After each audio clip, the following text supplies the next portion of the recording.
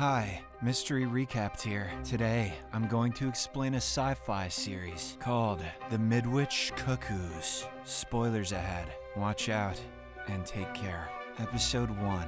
The show opens in England, where we see a couple named Sam and Zoe driving somewhere. It turns out they are on their way to their new house in a small town called Midwich to begin a new chapter of their lives. Not far away, we meet a psychologist named Susannah, who has just finished a therapy session with her client. She then approaches her daughter Cassie and informs her that she's heading to London for a date tonight. Cassie doesn't mind, and we notice that the mother and daughter don't seem to have a good relationship. In the same town, we meet several other people, such as Jody, who has come to visit her pregnant sister Deborah. Then there's a local politician called Stuart who's having an affair with his assistant Amrita and has brought her home since his wife is out of town. Later, Zoe and Sam finally arrive at their new house and begin unpacking their belongings, during which they are observed by the next door couple Rachel and Curtis. Then things take a strange turn when, all of a sudden, the electricity begins to flicker across the town. The news soon reaches the police, whose station is in the city, when Deborah calls her cop husband Paul to inform him about this. Elsewhere, we see a teenage girl named Nora arriving at the party with a group of other kids her age. Meanwhile, Zoe and Sam are seen making love in their new house, while Rachel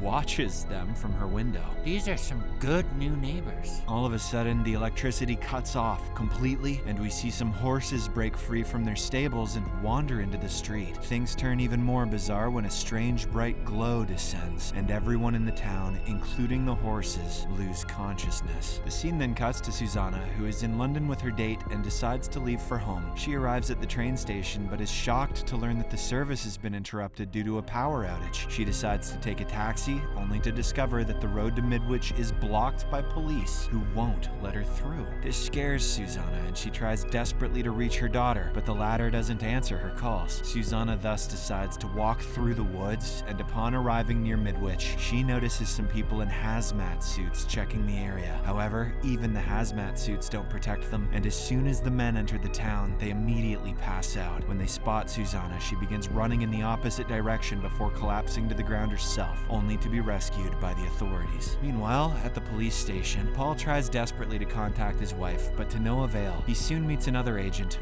Bryony, who has been sent from London to investigate the situation and take a break from them ponies. However, they cannot find a logical explanation for the problem, and the drones they sent return with nothing but static. Later, they arrive near Midwich, where they meet Susannah, who has regained consciousness. Paul recognizes her, as they are from the same neighborhood, and asks how she felt when she lost consciousness. Susannah describes a feeling of lightness and dizziness before everything calmed down, and she passed out. Sometime later, the police decide to send a helicopter to find out what's happening, and even though Paul thinks it's a bad idea, his superior doesn't listen to him. Two pilots board the helicopter and head toward the town, where they see bodies lying all over the ground. Unfortunately, as they get closer, they lose consciousness, causing the helicopter to tragically crash. This horrifies everyone at the station, and Paul confides in Bryony, saying his wife is pregnant and he's worried sick for her. Meanwhile, Susannah wants to enter the town to check on her daughter, while the soldiers try to stop her. They begin arguing, which is interrupted when Susannah receives a call from her daughter. At the same time, everyone's phones there start ringing, and we see that everyone in the town has woken up, including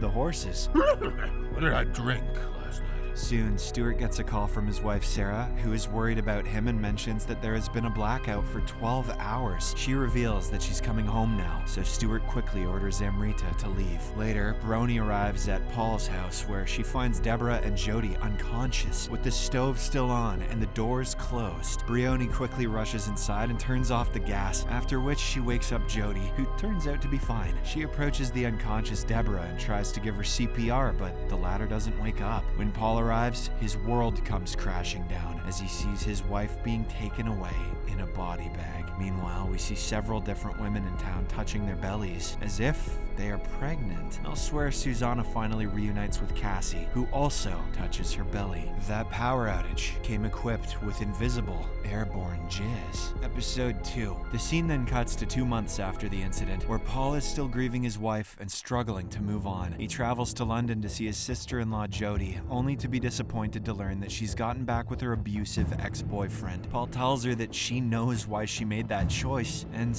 asks if she is pregnant, which Jody finds deeply painfully offensive. He then invites her to Midwich, claiming that the situation there is far stranger than she could imagine. Meanwhile, in Midwich, we see Sam and Zoe arriving at a hospital for a checkup, and it turns out the couple is thrilled to be having a baby. However, they are soon approached by a doctor and Paul, who take them to the town hall, where a large number of townspeople are gathered. Next, the doctor states that they need to talk about what happened on the night of the blackout. Meanwhile, we see Brioni and her boss, Bernard Westcott, watching everything live from another room. The doctor then reveals that on the night of the blackout, every woman of childbearing age mysteriously became pregnant. The authorities therefore forced them to sign an NDA, a never diaper again, as they do not want this incident to spread beyond Midwich and wish to closely observe the mysterious pregnancies. Upon hearing this, most of the women there are offended, and Zoe reveals that she and her boyfriend made love that night, and her baby is the result of that. Some other women argue the same, while Susannah calms them down and explains how her daughter became pregnant, despite not being with a man. That's what she wants.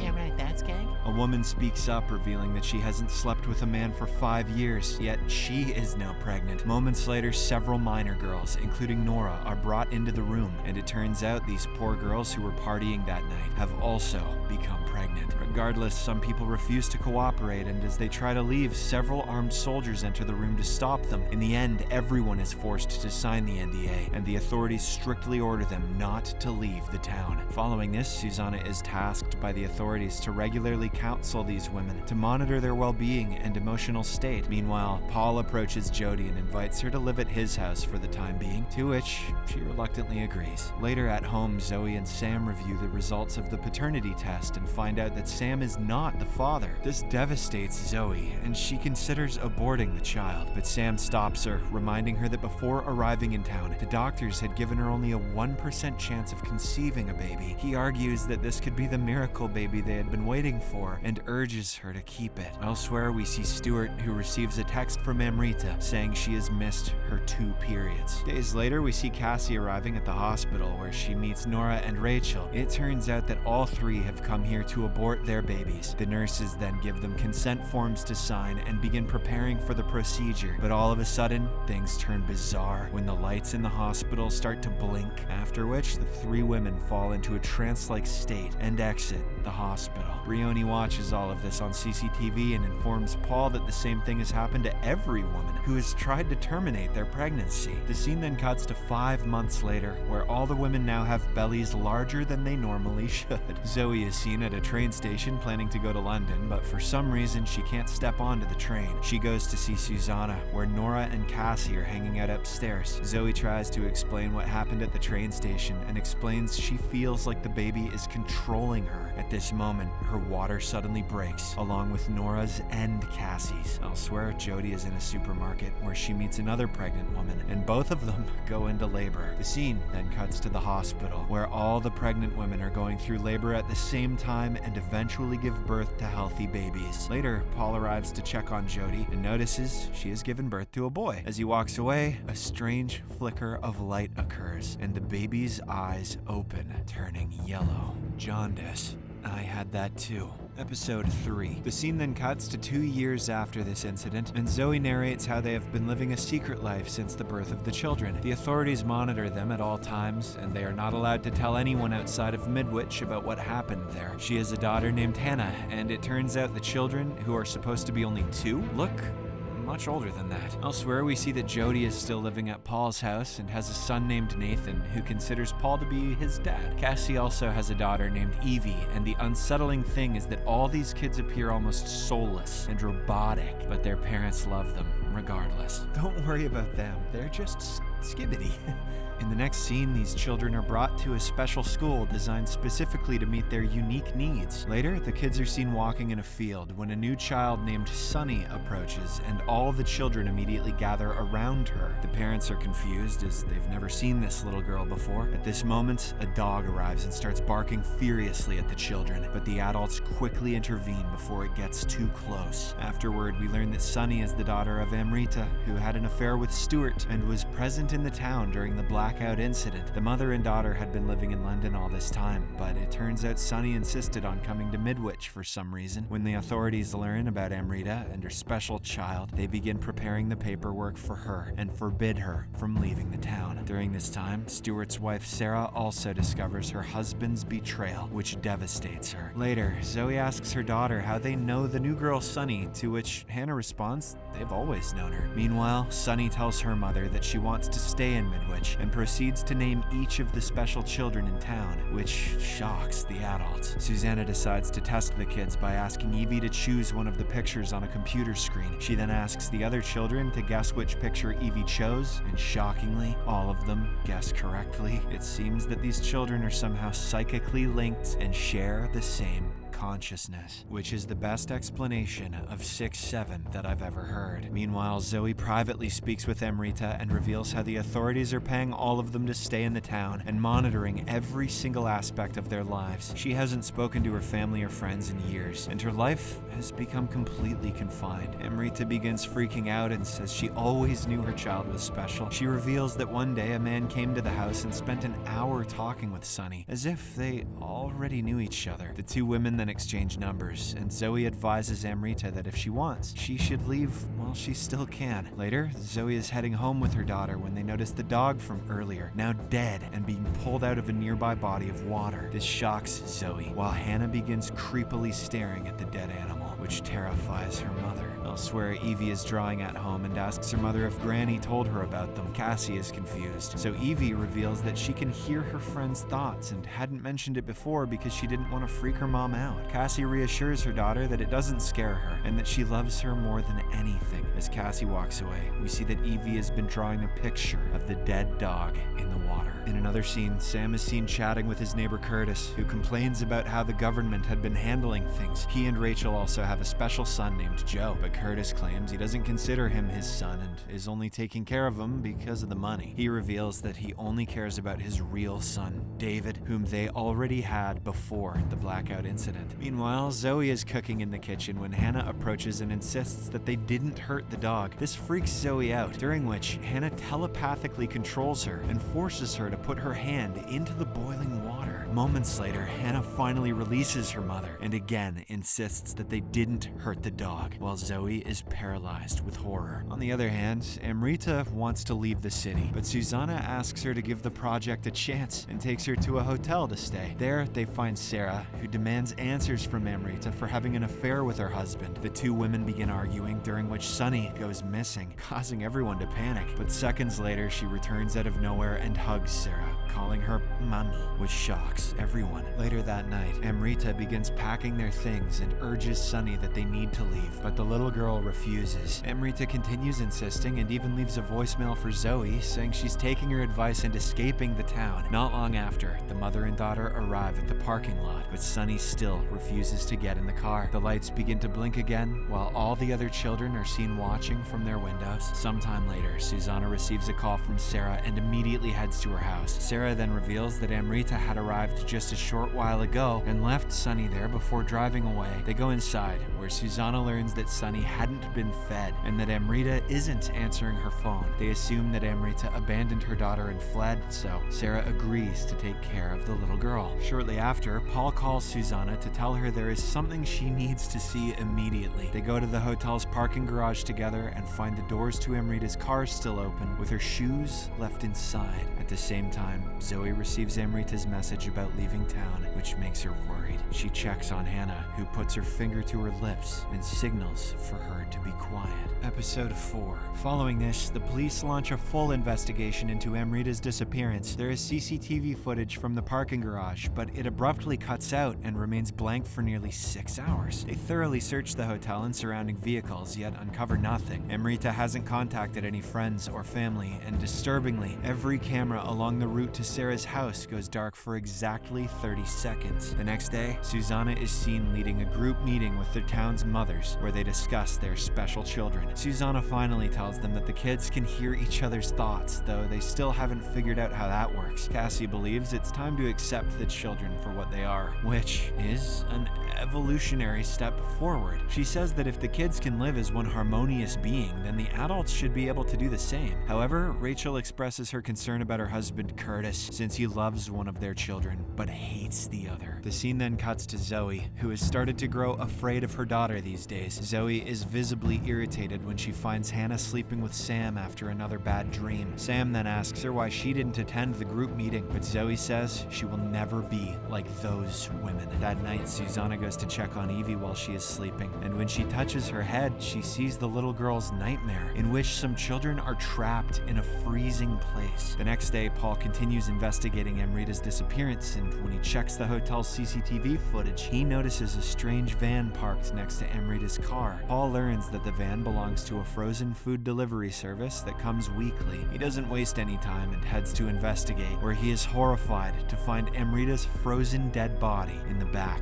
of the van. Later, Paul reports this to Bryony and Bernard, who decide that the truth should not be made public, as it would only panic the townspeople. Bernard says he will take care of the body and instructs Paul not to tell anyone about it, not even Susannah. Paul finds this unethical and suggests the people should know about this, but Bernard makes it clear that his job is to just follow orders. Elsewhere, Nathan and Joe are seen playing on the swings at school when Curtis arrives and asks Joe to step aside so his brother David can play. When Joe refuses, Curtis mocks him, saying that since they all share the same consciousness anyway, they only need one swing. He then puts David on the swing and begins gently pushing him. During this, Joe becomes furious and causes the swing to move aggressively, which results in David being thrown to the ground. That kid sucks. That night, Zoe listens to Amrita's voicemail again and can't understand why she would leave without her daughter. She suspects the children must have done something bad to her, but Sam refuses to believe it. The next morning, Sam is taking Hannah to school when they notice Curtis outside, who reveals that Joe is being punished for what happened yesterday. This angers Hannah, so as she walks past, she scratches Curtis's car furiously. Curtis starts yelling at her, but Sam quickly pulls his daughter away from the situation. In the afternoon, Zoe boards a train to London to find Amrita, but her efforts are unsuccessful. Meanwhile, at school, Susannah brings Nathan in for questioning and asks if they tried to hurt David on the swing yesterday. Nathan denies it, after which she asks if they did anything bad to Amrita. Nathan responds that it was her fault, which shocks Zoe, but before she can ask further, the other kids begin banging on windows, and Nathan starts yelling. Moments later, Paul arrives there and scolds Susannah for interrogating his child without permission and causing him distress. Later, Susannah speaks with Bryony and Paul and explains that something sinister is going on with the children. She explains that they have been having a recurring dream of a frozen landscape in winter ever since Sunny arrived. However, both Bryony and Paul refuse to believe her and imply that Susannah may be mentally unstable and not fit to counsel the townspeople. Meanwhile, in London, Zoe meets up with an old friend and vents her problems to him, asking him not to tell anyone since she has signed an NDA. One thing leads to another and the two end up kissing, but Zoe suddenly senses that someone is watching them. She also realizes that the children want Sam and not her, which is why they let her leave. She then hurries to return home, leaving her friend confused, while we see that Bernard has been watching them. Back at home, Hannah asks her father why he let Curtis yell at her this morning. Sam then suddenly goes into a trance-like state, so he heads outside and begins fighting Curtis aggressively. After a brutal struggle, Curtis gains the upper hand and is about to strike Sam, when suddenly Hannah controls him and makes him stop. On the other hand, the children seem to have grown angry with Susannah for questioning Nathan earlier. We then see Susannah babysitting Evie, who suggests to her grandmother that they go for a walk. Meanwhile, Paul is at home when Nathan approaches him and warns that Evie is in danger. Paul immediately heads to Susannah's house, where we see the grandmother and daughter walking in the woods. Suddenly, Evie runs onto the train tracks and accuses her grandmother of trying to hurt the children. Susannah begins to panic and chases after her to save her, just as Paul arrives with Cassie. Evie runs to her mother, claiming that Granny tried to hurt her, and although Susannah tries to explain what actually happened, neither Cassie nor Paul believes her. Cassie then concludes that her mother's not safe to live with and decides to move out. That night, Zoe returns home to find her husband in a battered state and asks him why what happened. Sam reveals that Curtis beat him up, but admits that he was the one who instigated it under Hannah's control. He finally realizes that their daughter is dangerous and says he wants to get out of this place. Hannah assures him that they will find a way, after which the couple proceeds to make love. A child mind controlled me into getting the shit beating out of me. That's hot. Episode 5. The scene then shifts to some time later when Zoe is seen writing a memoir about her experiences in Midwich, which she describes as living under occupation. After she's done, she prints 2 copies and later hands one to Brioni while demanding a meeting. The scene then cuts to the women's group meeting. When a new counselor is leading the session, it is revealed that Susannah has been fired from her job following the recent events. Elsewhere, Paul is at home when he learns that Nathan is angry with Jody because he doesn't like her nose ring. Jody doesn't take it seriously and says he will get used to it, but Nathan angrily insists that he won't. It looks really stupid. Meanwhile, Susannah is at home when she receives an email from someone called Earth Monitor, warning her not to give up or someone will get hurt. When she clicks the link, she sees the word Nordosk, which she doesn't understand. The next day, things take a bizarre turn when Nathan uses his power to make his mother pull out her nose ring. She screams in pain, so Paul quickly arrives to see what is happening. A frightened Jody explains how Nathan tried to hurt her, which shocks Paul, and he starts to believe that what Susannah has been saying could be true. Elsewhere, Zoe is seen in a meeting with Brioni and Bernard, where she threatens to publish her memoir. They remind her that she signed an NDA, but Zoe doesn't care and says that all she and her husband want is to leave this place. She promises that if they let her go, they will never hear from either of them again, and the entire matter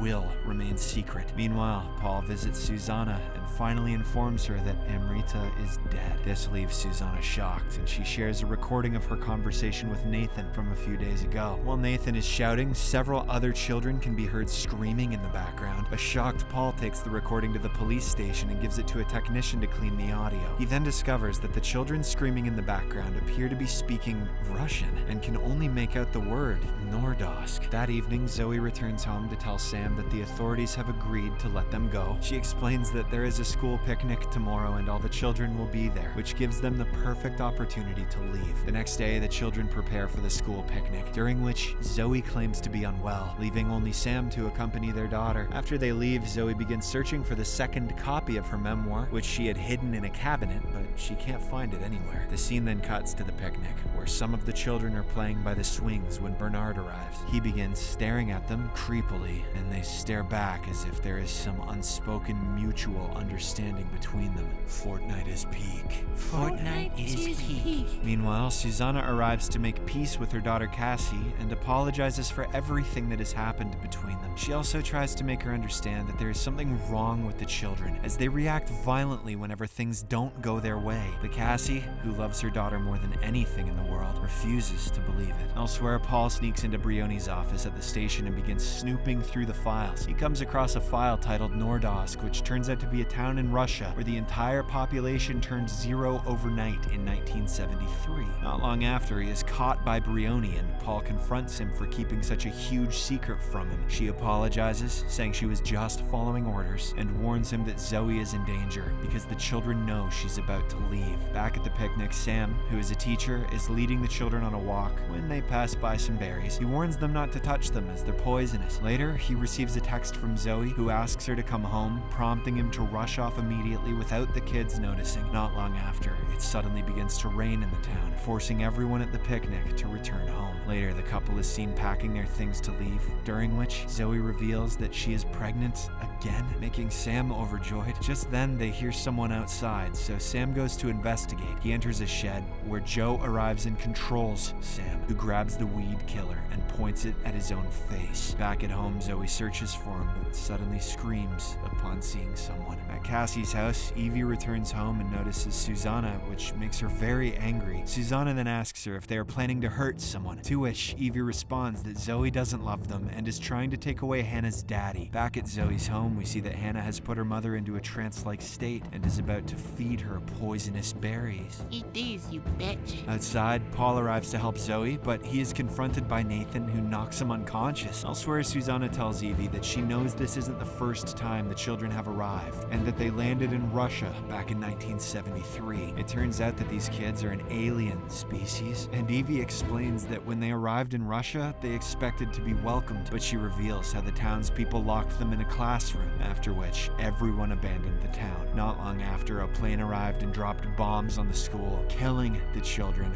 It was overkill, too. She says that they are not going to let that happen this time, as they are stronger now and will defend themselves, especially from nose rings. Upon hearing this, Susannah assures them that they don't want to hurt them and love them with their whole hearts. She promises that they will love the children and that everyone can live here harmoniously, but only if they don't hurt Zoe. Evie is unsure at first, but Susannah adds that if anything goes wrong, she will take full responsibility. Upon hearing this, Evie finally believes her, a feeling shared by all the children at the same time. As a result, Zoe doesn't end up eating the poisonous berry. Sam safely exits the shed, and Paul also wakes up. Sam then enters the house, where Hannah excitedly tells him that she is going to have a little sister. Elsewhere, Evie reminds her grandmother that a promise is forever. Episode 6. The scene then cuts to 2 years after this incident, and during this time there have been no further disturbances, and everyone has been living harmoniously. The alien children, now 5 years old, have grown so quickly that they appear to be teenagers. We also learn that Sam and Zoe have given birth to a daughter, Ellie, and the couple has decided not to dare retaliate for the sake of their child. Elsewhere, Susannah meets with Bernard, who says that he would like to take the children for more advanced testing at one of their research centers. Susannah hesitates since the children have never been outside Midwich, but Bernard reveals how they've been asking for life beyond the town. Meanwhile, we learn that Rachel and Curtis have separated, and Curtis arrives at the house to take David for the weekend. The poor boy is scared of his father and doesn't want to go, but his little brother Joe somehow convinces him. While Curtis is seen yelling at his son and Joe, Hannah watches from the window in anger. Zoe calms her down, explaining that Curtis doesn't represent the townspeople and urges her to ignore him. Days later, Evie and Nathan are selected for the advanced experiment, so Paul and Susannah reluctantly take them to the supposed facility and are shocked to discover that it is located on a military base. They wonder what will happen inside, but Bernard orders them to stay outside while he takes the children into the facility. Later, the children are seen staring out of a window, after which everyone around suddenly loses consciousness. Back in Midwich, Sam arrives at the school classroom, but is shocked to find the place empty. He hears noises coming from the basement and tries to enter, but suddenly collapses unconscious. Moments later, David runs away from his dad's trailer and arrives at the school. He also hears noises from the basement, so he heads there. Inside, he is horrified to see the group of alien children standing in a strange circle, chanting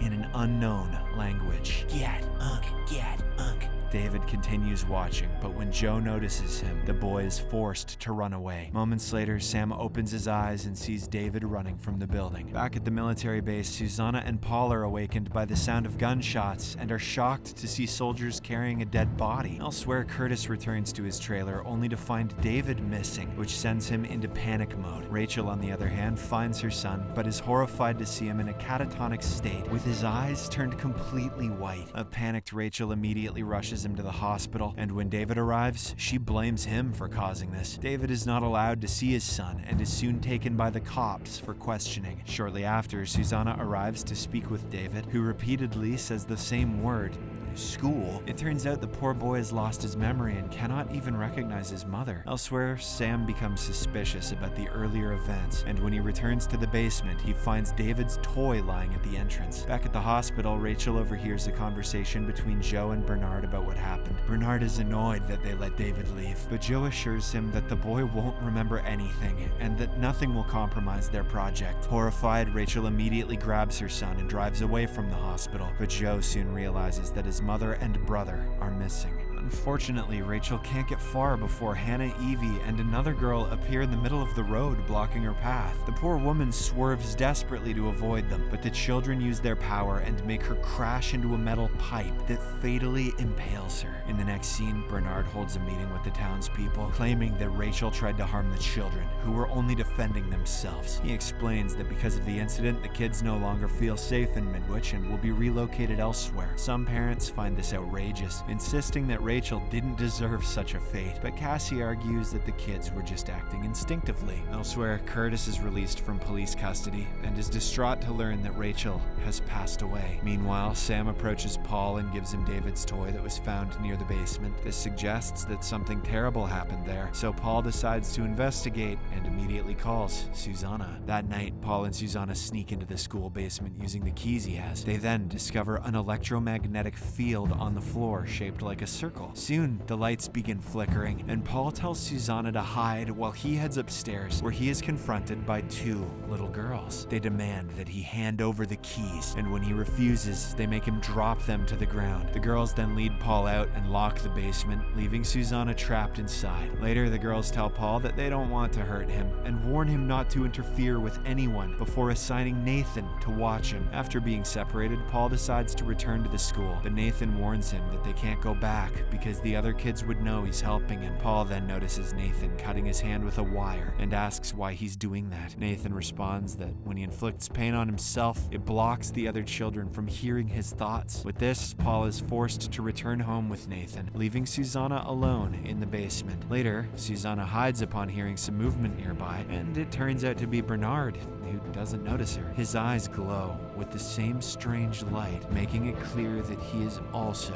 one of the aliens. Episode 7. The next day, Susannah cautiously peeks out from the basement and notices a woman passing by. She calls out for help, and the woman also eventually frees her. Susannah rushes home, only to find Cassie unconscious from a drug overdose. It turns out Cassie tried to take her own life, as she was unable to bear the thought of her daughter being taken away. A panicked Susannah immediately rushes her to the hospital, where Cassie's condition is eventually stabilized. Later, Susannah meets with Paul and Brioni, who reveal that Bernard is preparing to transfer the children to another town. Brioni now decides to switch sides and shows them the Nordosk file. Susannah then asks what really happened at the military facility, and Brioni remembers losing consciousness, but she recalls one disturbing detail, that everyone around her collapsed unconscious except Bernard. When she regained consciousness, she heard a gunshot, and it turned out the soldiers had shot their commander after being controlled by the children. Just then, Joe arrives and asks Susannah to come with him, and when Paul tries to intervene, he is violently thrown against the wall. Susannah agrees to go, but it turns out to be a trap, as Joe leads her beneath a glass ceiling and freezes her in place, leaving her unable to move. Moments later, the glass structure begins to crack, and it seems like Susannah is about to be killed. Suddenly, Curtis appears out of nowhere and shoots Joe multiple times, as he blames him for ruining his family. Curtis also kills a guard in the chaos, and at the same time, the other children across town begin to bleed simultaneously. Curtis now grabs his son and tries to take him away, but then Hannah and the other children show up. Hannah begins controlling Curtis and tries to make him shoot David, but before he can do so, Paul appears from behind and shoots Curtis dead. However, because of this incident, the peace treaty is now broken, and when Susannah returns to see her daughter, she finds her bed empty. Next, Susannah rushes home and tries to find Cassie, but she isn't there either. She then receives a call from Evie, who tells her that Cassie wants to go with them to another town. She claims Cassie will be safe as long as Susannah follows their orders and doesn't cause trouble. At this moment, Susannah gets a message from Earth Monitor urging her to stop them.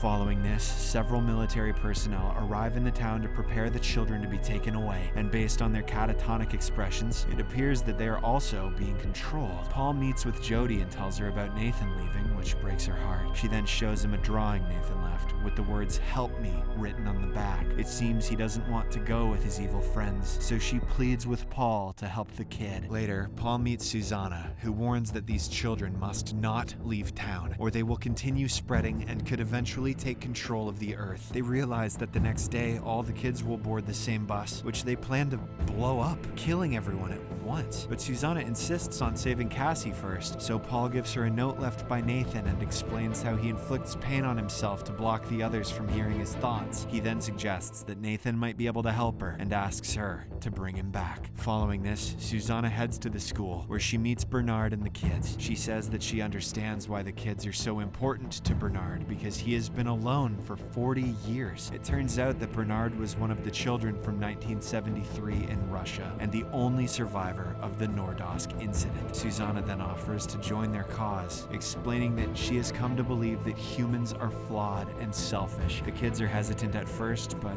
after some consideration, they agree to let her join them. That night, the kids take Susannah and Cassie to the basement, where they will be safe safe. Before their departure, Susannah speaks privately with Nathan and asks what is going to happen next. Nathan reveals that there will be another blackout that night, which will make all the townspeople forget about the children. Elsewhere, Paul is preparing explosives when he receives a call from Susannah, who urges him to go underground because another blackout is happening. Paul agrees and immediately informs Zoe and Sam as well, but Jody does not answer his call. Sometime later, the kids gather in front of the school and form a circle while holding hands. Not long after, all the adults in town begin collapsing unconscious, except those who are safely underground as the show comes to an end.